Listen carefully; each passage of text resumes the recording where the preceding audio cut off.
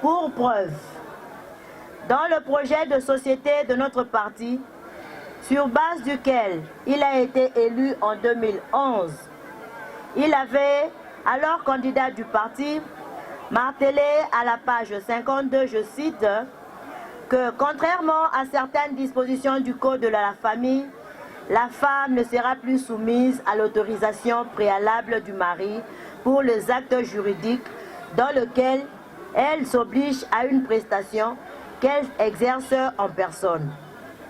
La polygamie ne sera plus encouragée. En matière de divorce ou de veuvage, la protection juridique et maternelle de la femme sera renforcée. Mesdames et messieurs distingués invités, en ce mois dédié à la femme, nous ne passerons pas dans le vif du sujet sans commencer par vous remercier tous pour avoir répondu présent à l'invitation de la fille aînée de l'opposition. Mes remerciements vont particulièrement à l'endroit du secrétaire général du parti, M. Jean-Marc Akabound, qui ne ménage aucun effort dans l'éclosion et l'émergence des compétences féminines au sein du parti. Mes remerciements vont également à l'endroit de Monsieur le Président du Rassemblement, Félix Antoine Tshisekedi, pour sa disponibilité, malgré ses occupations, en rehaussant de sa présence cette cérémonie commémorative dédiée aux femmes. Je m'en voudrais de ne pas remercier toutes les personnalités invitées, que je ne puis mentionner toutes ici, et qui ont sacrifié de leur temps en répondant présent à l'invitation de notre parti l'UDPS. Je voudrais faire une dédicace spéciale en félicitant solennellement la présidente de la Ligue des femmes, Madame Divine Malumba, et à travers elle, toutes les femmes cadres du parti et celles des organes de base pour le travail abattu. Ma très chère Divine, vous faites la fierté de notre parti ainsi que de la femme congolaise en général. La même dédicace va aussi tout naturellement à Madame José Kapinga pour tout le soutien qu'elle a bien voulu nous accorder pour la réussite de cette manifestation. Grand merci à vous toutes. Nos sincères remerciements à vous tous, combattantes et combattants de la liberté pour la démocratie, à qui nous exhortons de tenir bon, car la lutte devient de plus en plus âpre et acharnée. Cependant, nous tenons à présenter nos condoléances les plus attristées à toute la famille biologique du président Dr Étienne Tshisekedi et au peuple congolais tout entier. À Maman Marthe Kassalou, nous reconnaissons que la douleur est grande, tellement grande qu'il n'y a rien sur cette terre des hommes qui puisse l'apaiser. Mais seulement, nous voulons nous assurer que de notre compassion, et nous voulons vous rassurer de notre compassion et vous rassurer de notre gratitude pour le soutien incommensurable apporté tout au long de la lutte politique de votre tendre époux, grâce à laquelle la RDC, notre pays, a connu la démocratie. Vous êtes la première à qui il a appris le courage, d'autant plus qu'à tout moment qu'on l'arrêtait, nuit et jour, vous étiez derrière pour voir à quelle destination on l'emmenait. À côté de votre mari, vous avez souffert dans votre chair et dans la mise en œuvre de l'accord et dénonce les blocages actuellement observés du fait de la volonté de l'ex-majorité présidentielle qui remet en cause des dispositions de l'accord et use des manœuvres dilatoires pour retarder la mise en œuvre des résolutions de ces dialogues. En effet, pendant toutes les négociations, notre étonnement est d'autant plus grand de constater que personne n'a soulevé la question de la participation de la femme dans ces dialogues et de la place des femmes dans le gouvernement qui devrait être mise en place. L'ONU, l'entêtement de l'ex-majorité à confisquer d'une façon illégale et illégitime le pouvoir. Nous savons tous que la discrimination à l'égard de la femme viole le principe de l'égalité des droits et le respect de la dignité humaine, entrave la participation de la femme dans les mêmes conditions que l'homme à la vie politique, sociale, économique et culturelle. Les instruments juridiques internationaux et nationaux garantissent les droits de la femme, mais leur mise en œuvre tarde encore. Malgré tous ces textes, toutes ces bonnes résolutions, il y a persistance de la discrimination à l'égard de la femme en République démocratique du Congo. Celle-ci est entretenue volontairement ou inconsciemment par la classe politique congolaise. Les femmes n'ont souvent droit à rien dans notre pays, ni au poste de commandement, ni à l'héritage, ni à la propriété de la terre, ni à leurs outils de production, ni aux ressources naturelles. Messieurs le secrétaire général de l'UDPS, messieurs les présidents du Rassemblement, chers collègues, chers invités, les femmes sont préoccupées actuellement par toutes ces violences perpétrées dans les Kasaï central, l'ex-Katanga, le Nord Kivu et le Sud Kivu sous l'œil du pouvoir qui est censé assurer la sécurité de personnes et de leurs biens. Comme toujours, c'est la femme et les enfants qui payent les lourds tributs, la grande facture par des violences sexuelles, des déplacements internes à pied pour fuir les combats, la perturbation de la scolarité, la mort, les mutilations. Cette situation doit vraiment prendre fin dans notre pays. C'est ainsi que la gouvernance dans ces pays doit changer.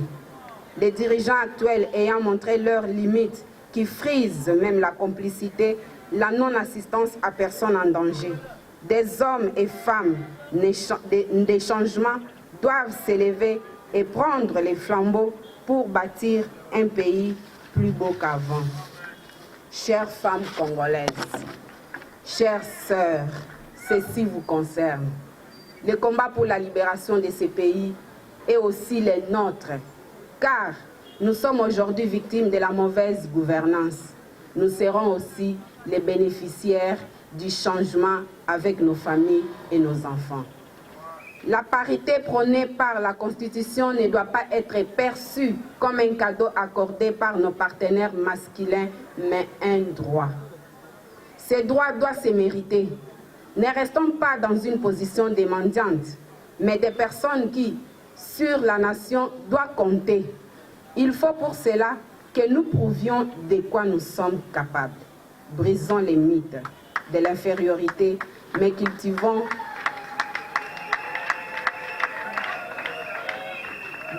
les mythes de l'infériorité, mais cultivons les vertus de la complémentarité entre les genres. Cultivons-nous.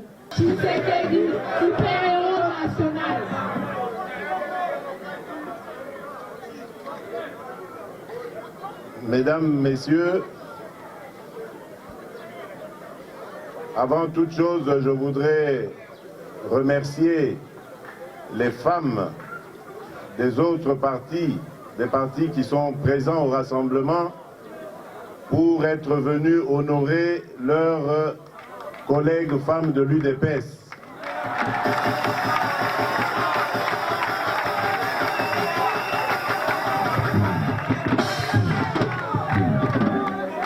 Avec votre permission, j'aimerais m'exprimer en lingala pour meilleure audition par tout le monde.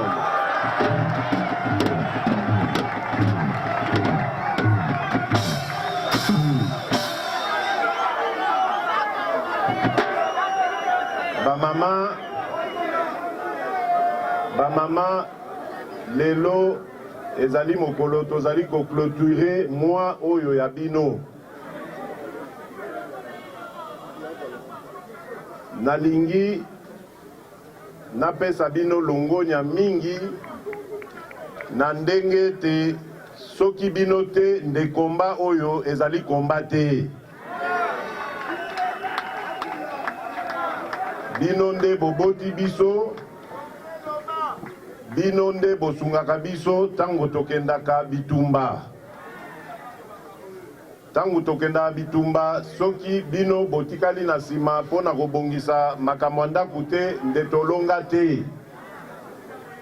Nalingi nayebisa bino bokanga lisusu motema, kala mingi te elonga ezali koya.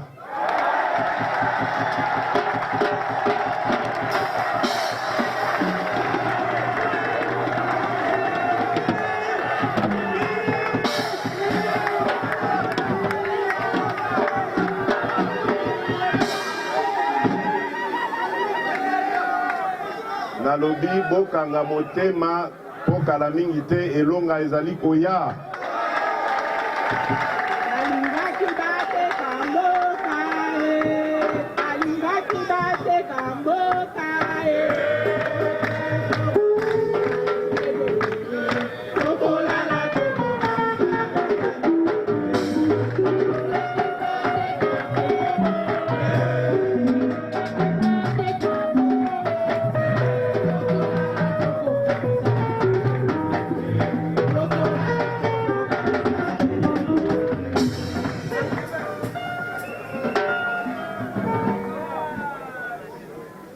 Nalingai nayebisa bino lisusu boye. Dialogue oyo mokonzi na biso atikeli biso lokola héritage. Dialogue babebisi yango. Dialogue ebengamaki na basango oyo basango basalaki manso pote esuka na boboto na bolingo tokoka kokende na maponomi. Dialogue babebisi yango. Kasi nangi nayebisa bino botikala na espoir po ete ata basali nyonso po babebisa ba issue ya dialogue boyeba ke na mikolo oyo ezali koya to bangonga kutu ezokoya ONU azali kozwa résolution pour na soutenir accord oya le 31 décembre 2016.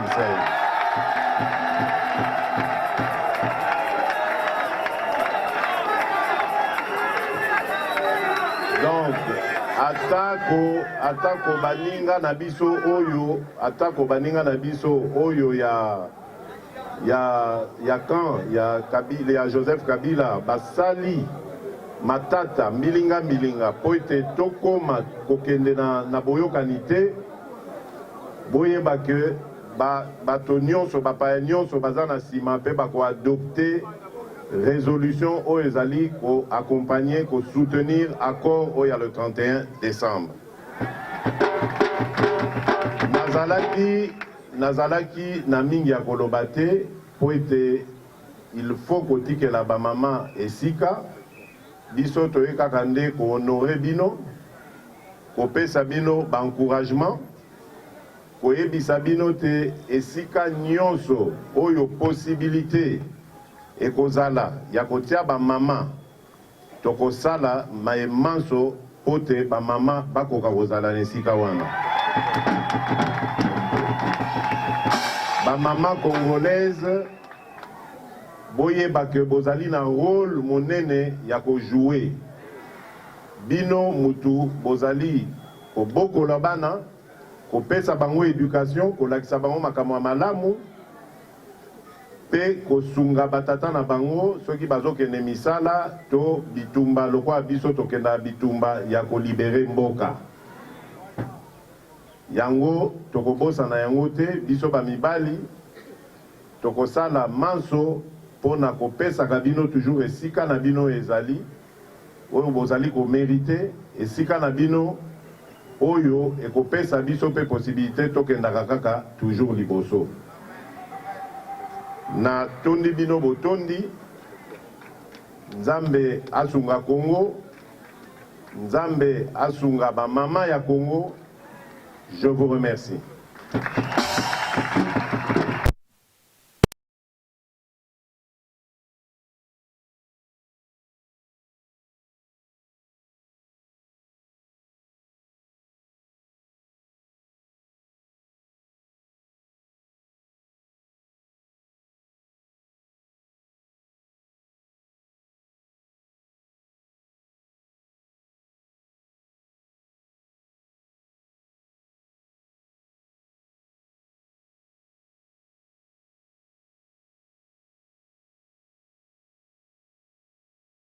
de vous lever debout. Nous allons applaudir pendant 1 minute. Attendez. Nous allons applaudir une héroïne, une femme qui a fait preuve de sagesse, d'intelligence, de force, qui a été aux côtés d'un héros. Cette femme qui laisse aujourd'hui ou qui donne un exemple à toutes les femmes du monde entier, c'est Madame Kassalou Marthe. Je vous demande d'applaudir pendant 1 minute fortement.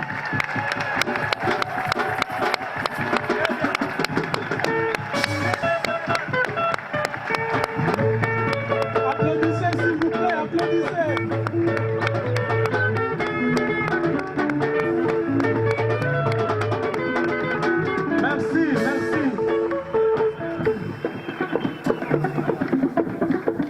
Ces applaudissements traduisent la compassion que nous avons en ces jours vis-à-vis de cette héroïne qui, comme nous, traversons des moments difficiles.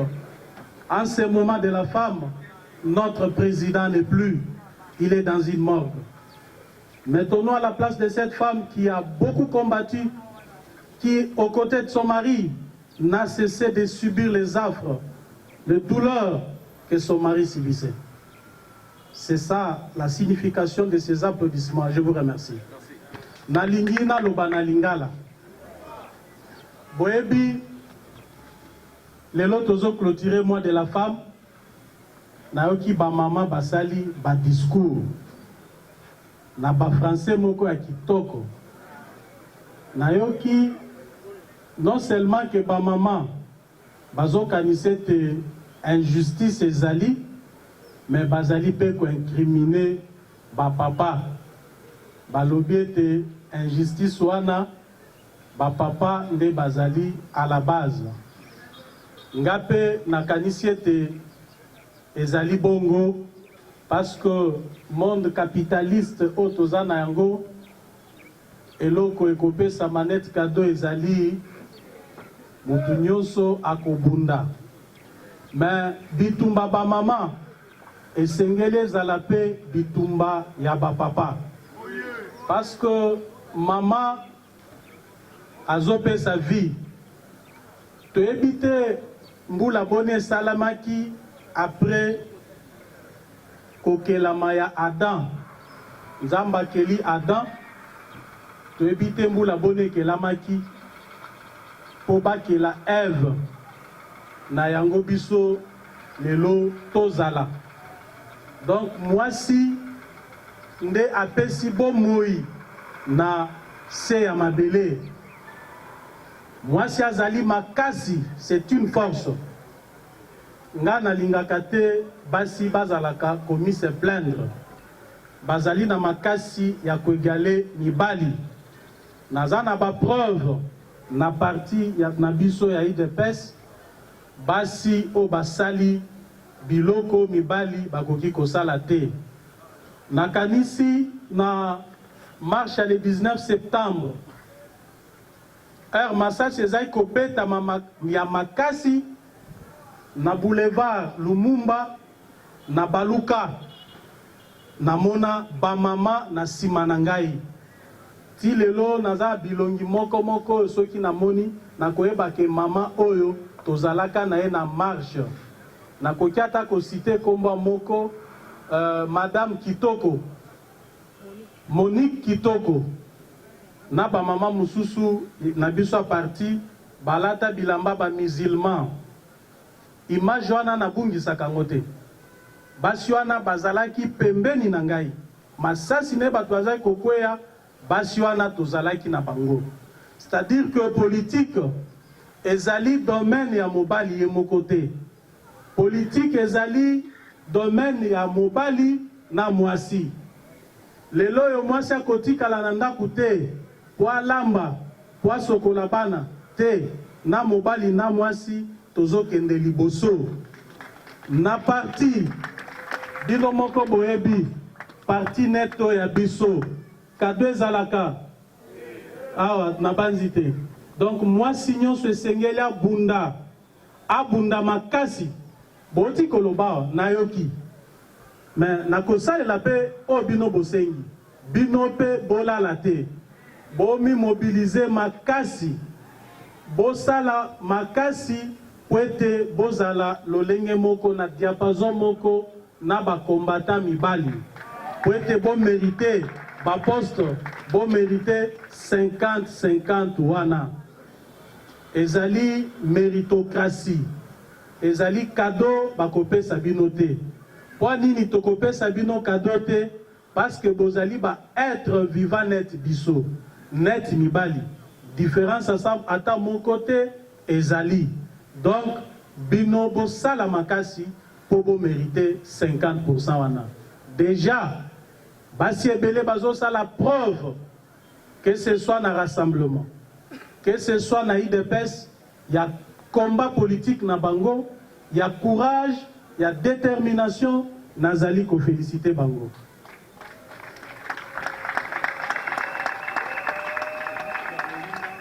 Combat oyo sali les lots 35 ans, ezali à égalité, ezali à état de droit, ezali à justice.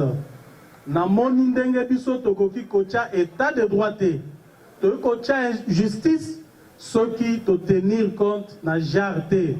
Parce que kozala injustice munene na gouvernement oya biso po na yebi ke emata ekita Kabila konome premier ministre na biso. Azana choité. Il y a d'un côté appliquer accord, de l'autre côté biso pe toza possibilité y article 64. Mais na banziete la nuit portant conseil à Sia Bandi ko réfléchir déjà à nommer premier ministre na biso.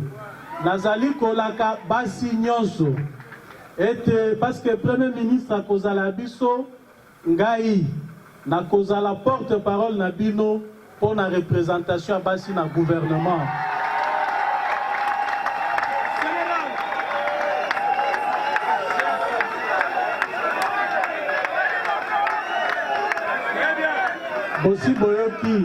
Bossi Boyoki. Alors, nalingi namona makasi ya ba mama lundi. Nalingi ba mama nyonso bakendaka wenze bakoma kuna te. Bao bakendaka ba bureau banyatata kuna journée ville morte Simba. Po bino ndebo naza sérieux na lobo nga zoloba awa.